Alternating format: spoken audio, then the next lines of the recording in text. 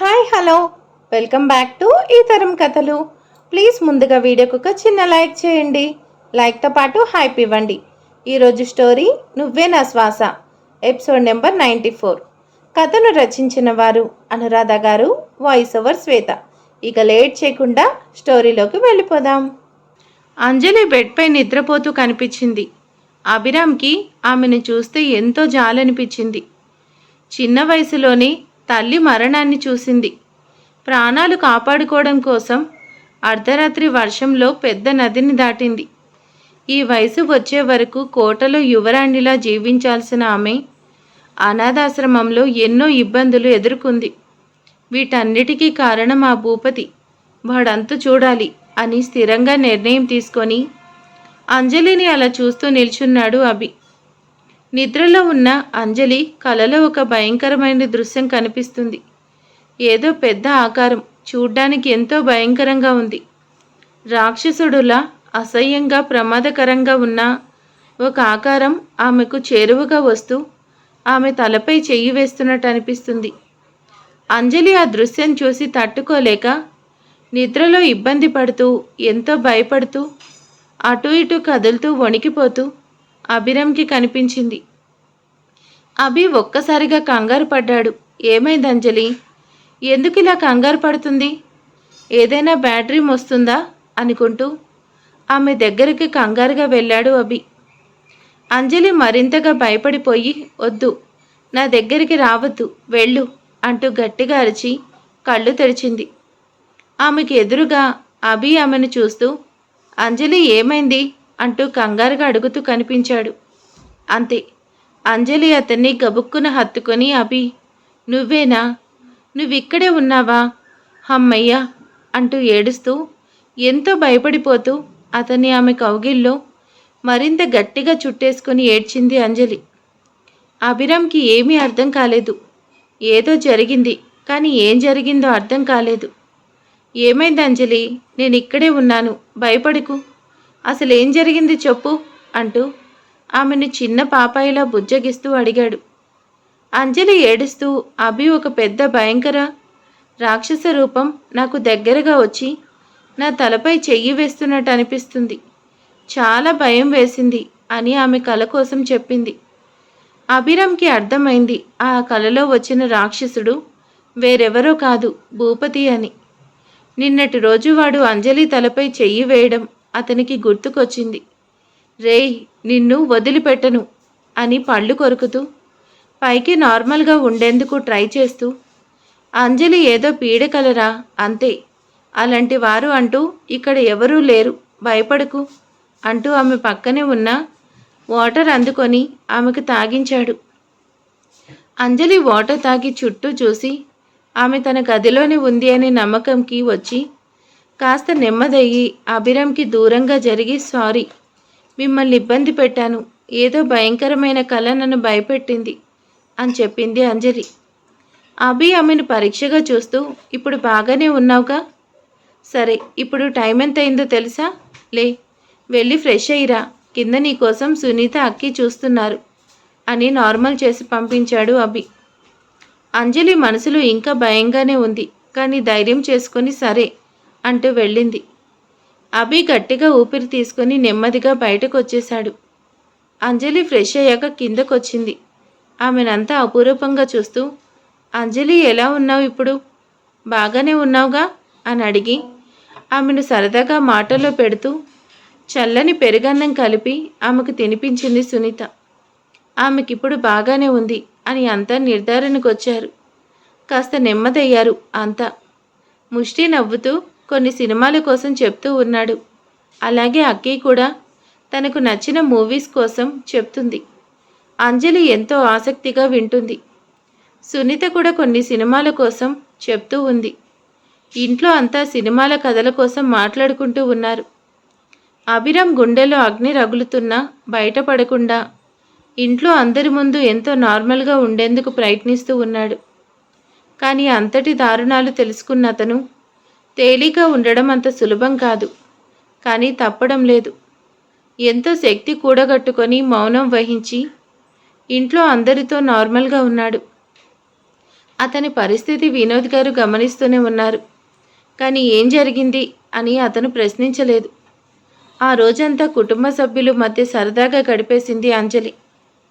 ఆమెకిప్పుడు తనకి నచ్చిన కళ కోసం కానీ, తనకి వచ్చిన కళ కోసం కానీ, అలాగే కారంగా తిన్న ఫుడ్ కోసం కానీ దిగులు బాధ లేవు. ఎంతో సరదాగా నవ్వుతూ మాట్లాడుతూ ఉంటే అభి ఆమెనే చూస్తూ గడిపేశాడు. ఒకవైపు సురేంద్ర ఎంతో హడావిడిగా రాయల్ ఉక్ హాస్పిటల్ అంతా జల్లెడ పట్టించాడు. ఎక్కడ రాజేష్ ఆచూకీ తెలియలేదు. అతనికి విసుగు కలుగుతుంది. అప్పటికే అతను చాలా ఓపిక పట్టాడు. కానీ ఎక్కడ సమాచారం దొరకలేదు. సురేంద్రకి అతని తండ్రి ఫోన్ చేసి విషయం కనుక్కున్నాడు. సురేంద్ర తన విఫలాన్ని ఒప్పుకోక తప్పలేదు. అందుకు భూపతి విసుక్కుంటూ, రేయ్ సురేంద్ర, ఇంత వేస్ట్ ఫెలో అయ్యావేంట్రా? నువ్వు అమెరికా వెళ్ళి 3 రోజులైంది. ఇప్పటి వరకు చిన్న సమాచారం కూడా సాధించలేకపోయావు. అసలు నువ్వు వెతుకుతుంది ఎవరినో తెలుసా? ఆ విక్రమ్ దాచిపెట్టిన వాణ్ణి. అంటే నువ్వు ఆ విక్రమ్లా ఆలోచించాలి. అంతేకాని ఏదో అల్లాటప్ప వాడు అన్నట్టు ఎంతో సింపుల్గా దొరికేస్తాడు అనుకోవడం నీ మూర్ఖత్వం అవుతుంది అని సురేంద్రకి పిచ్చ క్లాస్ పీకాడు భూపతి. సురేంద్ర ఈగో దెబ్బతింది. అంటే ఆ విక్రమ్ అంత గొప్ప, నేనేం చేతకాని వాణ్ణా అని కోపగించుకొని రాజేష్ని వెతికే ప్రయత్నంని మరింత సీరియస్గా తీసుకున్నాడు. శ్రీనివాస్ చెప్పిన మాటలు, అలాగే ఆ డాక్టర్ చెప్పిన మాటలు 1కి 10 సార్లు గుర్తు చేసుకొని ఆలోచించాడు. అంతలో అతనికి మెరుపు లాంటి సందేహం కలిగింది. రాజేష్కి గాయమైంది, తలకి ప్రాబ్లం ఉంది, మెదడులో. అందుకే అతను కోమాలో ఉన్నాడు. అలాంటి పేషెంట్కి ట్రీట్మెంట్ చేయాలంటే న్యూరో సర్జన్ కావాలి. అంటే అతన్ని బ్రెయిన్కి సంబంధించిన హాస్పిటల్లో అడ్మిట్ చేయాలి. కానీ ఇలా హార్ట్ డిసీజ్కి సంబంధించిన హాస్పిటల్లో ఎందుకు జాయిన్ చేస్తారు? నేను ఇంతవరకు రాజేష్ పేరు ఇక్కడ తప్పుగా మెన్షన్ చేసుంటారు. ఆ పేరు తప్పనుకుంటున్నా. కానీ ఇక్కడ హాస్పిటల్నే తప్పు. ఓ విక్రమ్, ఏం తెలివిరా నీది అనుకొని ఇంకక్కడ ఎంత వెతికినా ఇంత కూడా ఉపయోగం ఉండదు అనుకొని వెంటనే అతని గెస్ట్ హౌస్కి వచ్చేశాడు. సురేంద్ర ఇంక వీరిని ప్రశ్నిస్తే ఉపయోగం ఉండదనుకొని అమెరికాలో ఇంపార్టెంట్ బ్రెయిన్ హాస్పిటల్స్ లాంటివి ఎన్నున్నాయో వాటిని సంబంధించిన వివరాలు కంప్యూటర్లో సేకరిస్తూ ఉన్నాడు. అలాగే ప్రసాద్కి కాల్ చేసి ఆ అభిరామ్ ఖాతా నుంచి అమెరికాలో ఏదైనా హాస్పిటల్కి అమౌంట్ లాంటిది జమ అయిందేమో చూడు అని సూచించాడు. ప్రసాద్ సరే సార్ అని ఆ పనిలో పడ్డాడు. సురేంద్రకి ఇంకో సందేహం కూడా వచ్చింది. ఒక ఎస్ఐకి ట్రీట్మెంట్ కోసం ప్రభుత్వ సహాయం చేస్తుంది. కానీ ఈ కోపిష్టి అభిరామ్ ఎందుకు డబ్బు ఖర్చు చేస్తాడు అని ఆలోచించి తమకు ఎగనెస్ట్ అయిన డిఐజీ మధుసూదన్ బ్యాంక్ వివరాలు, అలాగే విక్రమ్ ఖాతా వివరాలు తెలుసుకునే పని ఇండియాలో ఉన్న కొంతమంది టెక్నీషియన్కి అప్పచెప్పి అతనిక్కడ ముఖ్య హాస్పిటల్స్లో ఆరా తీయడం మొదలుపెట్టాడు. అతని మనుషులను 4 పక్కలా పంపించి ఎంక్వైరీ చేస్తూ ఎంతో చురుగ్గా రాజేష్ని చేరుకునే ప్రయత్నంలో సురేంద్ర బిజీగా ఉన్నాడు. విక్రమ్ చెప్పిన అడ్రస్లో వీరభద్రం అనే వ్యక్తి ఎవరూ లేరు. వేరే ఎవరో అద్దెకుంటున్నారు అని తెలిసింది. అక్కడ వాళ్ళని పోలీస్ బృందం ఎంతో తెలివిగా ప్రశ్నించారు. ఇక్కడ వీరభద్రం గారు ఉండాలి, ఆయన మాకు బాగా కావలసిన వ్యక్తి. మేము ఆయన్ని కలవడం కోసం చాలా దూరం నుండి వచ్చాం. ఆయన ఎక్కడా అని అడిగారు. అక్కడి వారు తమకేమీ తెలియని అని కేవలం తాము నెల రోజుల క్రిందట ఇక్కడ ఇంట్లో అద్దెకి దిగామని చెప్పారు. పోలీస్ వాళ్ళకి ఎటువంటి సమాచారం లభించలేదు. కానీ వాళ్ళు నిరాశపడలేదు. అక్కడ చుట్టుపక్కల ఉన్నవారిని ఆరా తీస్తూ ఉన్నారు. చుట్టుపక్కల వారు కూడా మాకేం తెలీదు, ఆయన సడన్గా ఊరు వదిలి వెళ్ళిపోయాడని చెప్పారు. అంతలో అటుగా ఒక ఆయన వచ్చాడు. గతంలో రాజేష్కి సాయం చేసిన వెంకట్రావు. అతనికి అక్కడ వాళ్ళని చూస్తే సందేహం కలిగింది. ఏంటి విషయం? వీరభద్రం గారితో మీకేం పని? మిమ్మల్ని చూస్తే పోలీస్ వాళ్ళలా ఉన్నారు. గతంలో కూడా ఒక వ్యక్తి వచ్చాడు మీకులా. అతను కూడా పోలీస్ వాడిలా ఉన్నాడు. కానీ కాదు అని ఏదో జాబ్ చేస్తున్నా అంటూ పరిశోధనల కోసం అడిగి వెళ్ళిపోయాడు. ఇప్పుడు చూడబోతే ఇంతమంది వచ్చారు. ఏంటి విషయం అని అడిగాడు. పోలీస్ వాళ్ళు అతన్ని పట్టుకొని, అయ్యా మేము పోలీస్ వాళ్ళం కాదు, వీరభద్రం గారికి కావలసిన వారము. చాలా దూరం నుండి వచ్చాం. కాస్త ఆయన ఎక్కడికి వెళ్ళారో చెప్పగలరా అని అడిగారు. వెంకట్రావు ఆలోచిస్తూ వారి వైపు సందేహంగా చూస్తూ, మీ వాలకాలు చూస్తే వీరభద్రంకి కావలసిన వాళ్ళల్లో అయితే లేవు. ఇన్నేళ్లుగా అతని కోసం ఎవరూ రాలేదు. మరి ఇప్పుడు ఇంతమంది కావలసిన వారు అంటూ రావటం ఏంటో. అయినా నాకెందుకు, అతని ఊరు వదిలి వెళ్ళిపోయాడుగా, ఇంకెవరొస్తే ఏంటి అని చెప్పాడు. అక్కడ ఉన్న పోలీస్ సిబ్బంది కంగారుగా, అదేంటి, ఊరు వదిలి వెళ్ళిపోవడం ఏంటి అని అడిగారు. చూడండి బాబు, వీరభద్రం నెల రోజుల క్రితం నాకు కనిపించాడు. ఊరు వదిలి వెళ్ళిపోతున్నానని చెప్పాడు.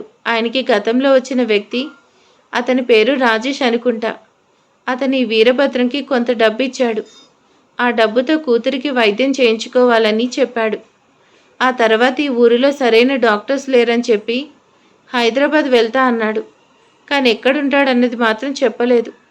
నేను కూడా అడగలేదు అని అతనికి తెలిసినంతవరకు క్లియర్గా చెప్పాడు.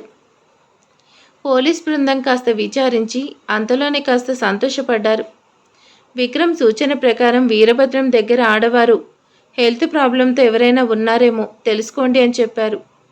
ఈ వ్యక్తి కూడా వీరభద్రం తన కూతురు ఆరోగ్యం కోసం హైదరాబాద్ వెళ్ళాడని చెప్పాడు. అంటే ఆ లేడీ ఈవిడే అయి ఉంటారా అని ఆలోచించి వెంకట్రావుని కూర్చోపెట్టి, చూడు పెద్దాయనా, నువ్వు చాలా తెలివిగల వాడిలా ఉన్నావు. అందుకే మమ్మల్ని చూడగానే పోలీస్ వాళ్ళమని పసిగట్టావు. అవును, మేం పోలీస్ వాళ్ళమే. మాకు నువ్వు సహకరించాలి. ఆ వీరభద్రంకి కూతురు ఉంది అన్నావు, అంటే ఆవిడ వయసు ఎంత ఉంటుంది? ఆవిడ ఆరోగ్యం బాలేదు అన్నావు. ఏంటి సమస్య? ఇక్కడ ఆయన ఎన్నాళ్ళుగా ఉన్నాడు? అసలు అతనికి సంబంధించిన అన్ని విషయాలు వివరంగా చెప్పండి. మీకు ప్రభుత్వం నుంచి బహుమతి అందుతుంది అని అడిగారు. వెంకట్రావు మొదట కాస్త కంగారు పడి అంతలో నెమ్మదయ్యి, చెప్తాను సార్. అతని పేరు వీరభద్రం. ఒక 10-11 ఏళ్లుగా ఈ ఊరిలో ఉంటున్నాడు అని జ్ఞాపకం. అతనికి ఒక 45 ఏళ్ల కూతురుంది. పాపం ఏదో యాక్సిడెంట్లో తలకి గాయమైంది అంట. ఎవరితోనూ మాట్లాడదు. ఎప్పుడు మౌనంగానే ఎటో చూస్తూ కూర్చొని ఉంటుంది. చూసేందుకు ఎంతో గొప్పింటి ఆడవాళ్ళలా ఉంటుంది. కానీ ఏం చేస్తాం, భర్త వదిలేశాడంట.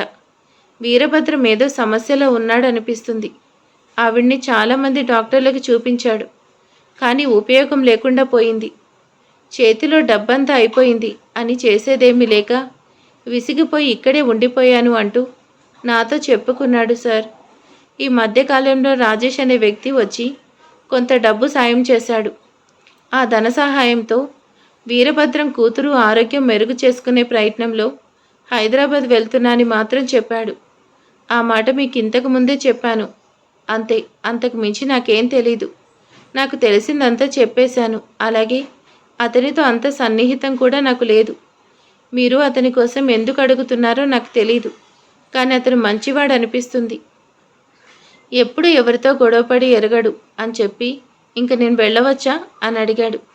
పోలీస్ వారు అతని అడ్రస్ అలాగే ఫోన్ నెంబర్ తీసుకుని పంపించి వారు తెలుసుకున్న వివరాలన్నీ విక్రమ్కి అందించారు. అతని బృందం అందించిన సమాచారం వరకు అతనికి ఒక పాయింట్ అర్థమైంది. ఆ వీరభద్రం ఖచ్చితంగా రాజగురువే అయి ఉండాలి. అలాగే అతని కూతురని చెప్తున్న ఆమె మా అత్తయ్య మైథిలి గారు అయి ఉంటారు. అంటే అభి తల్లి బ్రతికే ఉన్నారు. ఓ గాడ్, ఆవిడ చనిపోలేదు, బ్రతికే ఉన్నారు అని ఎంతో సంతోషపడి మంగరాజుకి విషయం చెప్పాడు. బాబాయ్, మా అభిరామ్ మదర్ బ్రతికే ఉన్నారు. ఇన్నేళ్లుగా ఆవిడ ఆరోగ్యం సరికాలేదు. రాజాగురువు ఆవిడకు తండ్రి అయ్యాడు. కానీ ఆమెకు నయం చేయించలేకపోయాడు. ఇప్పుడు రాజేష్ ఇచ్చిన డబ్బులు ఆవిడకి హెల్త్ బాగు చేయించేందుకు అవకాశం ఇచ్చాయి. అందుకే రాజాగురువు ఆవిడ్ని హైదరాబాద్ తీసుకువెళ్ళాడు. కానీ ఆవిడ ఎక్కడున్నట్టు ఎలా తెలుస్తుంది? ఆమె కూడా హైదరాబాద్లోనే ఉన్నారు. ఒకే కుటుంబానికి చెందిన వారు ఒకే ఊర్లో ఉన్నారు. కానీ ఎవరికీ తెలియనే లేదు. చివరికి వారు పెంపుడు జంతువు పట్టపుటేనుకు కూడా అక్కడే ఉంది అని ఎంతో ఆవేదన పడ్డాడు విక్రమ్. అతనికి అర్థం కావడం లేదు. మైథిలి గారిని చేరుకొని ఎలా అని విచారిస్తూ ఊర్లో ఉన్న పోలీస్ సిబ్బందిని అలర్ట్ చేసి మానసిక స్థితి సరిగ్గా లేని వారికి ట్రీట్మెంట్ చేసే హాస్పిటల్స్ అన్నిట్లో రీసెంట్గా 45 ఇయర్స్ ఉన్న లేడీకి ట్రీట్మెంట్ ఎవరైనా ఇస్తున్నారా, ఎవరినైనా అడ్మిట్ చేశారా లేదా, అప్పుడప్పుడు అలాంటి వారిని ఎవరైనా తీసుకొస్తున్నారా తెలుసుకోవాలి అని ఎంతో జాగ్రత్తగా ఎంక్వైరీ జరగాలి అని డిఐజీ సహాయంతో పరిశోధన చేయిస్తున్నాడు విక్రమ్. అతనికి నమ్మకం ఏర్పడింది. తొందరలో అభిరామ్ తల్లి తమకు దొరుకుతుంది అని. అంతవరకు ఆ విషయం అభిరామ్కి తెలియనివ్వకూడదు అనుకొని ఓపిక పడుతూ ఊరి వాళ్ల మధ్య సింగులా వ్యవహరిస్తూ నాయర్ పొలంలో పనిచేస్తూ ఉన్నాడు విక్రమ్. ఒకవైపు అమెరికాలో కాల్ చేస్తూ రాజేష్ ఆరోగ్య పరిస్థితి కూడా తెలుసుకుంటూ అక్కడ సెక్యూరిటీ విషయంలో కూడా జాగ్రత్తలు తీసుకుంటూ ఉన్నాడు అతను. విక్రమ్ అన్వేషణలో ఇప్పుడు మైథిలి గారు వంతయింది. ఆవిడ కోసం అతని బృందం ఎంతో గట్టిగా ప్రయత్నం చేస్తున్నారు. అలాగే సురేంద్ర కూడా రాజేష్ కోసం గట్టిగా ప్రయత్నం చేస్తున్నాడు. అంజలికి మాత్రం తన చుట్టూ ఇన్ని జరుగుతున్నా ఏమాత్రం సందేహం కలగడం లేదు. ఆమె అభిరామ్ని ప్రేమిస్తూ అలాగే అతనికి దూరం కావాలని భావిస్తూ ఆఫీస్ పనుల్లో పడుతూ అలాగే విచిత్ర పనులకు విచిత్రంగా ఉడుక్కుంటూ ఆ సమయంలో అభిరామ్ని ఇబ్బంది పెడుతూ రోజులు గడుపుతూ ఉంది. అలా వారం రోజులు గడిచాయి. అంజలి, అభిరామ్, అదే శశిమేఘన, సూర్యతేజ ఇంకో 3 నెలల్లో భైరవపురం చేరుకోవాలి. ఆలోగే సూర్య తన తల్లిని చేరుకుంటాడా? అంజలి తన ప్రేమను తెలియచేస్తుందా? సురేంద్ర అంజలిని తన మాయలో పడేసి అభిరామ్కి దూరం చేయగలడా? విక్రమ్ నాయర్కి సహాయం చేసి తిరిగి ఇక్కడికి వచ్చి భూపతికి సంబంధించిన సమాచారం సేకరిస్తాడా? కోమాలో ఉన్న రాజేష్ కోసం సురేంద్ర తెలుసుకొని అతని ద్వారా నిజాన్ని తెలుసుకుంటాడా? రాణి అమ్మ అంజలి అని తెలిసిపోతుందా? అసలు రాజేష్కి మెలుగు వస్తుందా? అక్కికి రాజేష్ కోసం తెలుస్తుందా? చూద్దాం నెక్స్ట్ ఎపిసోడ్లో. ఈరోజు ఈ వీడియో ఎలా ఉందో ప్లీజ్ కామెంట్ చేసేయండి. అలాగే వీడియోకి ఒక చిన్న లైక్ చేయండి. Thank you for watching.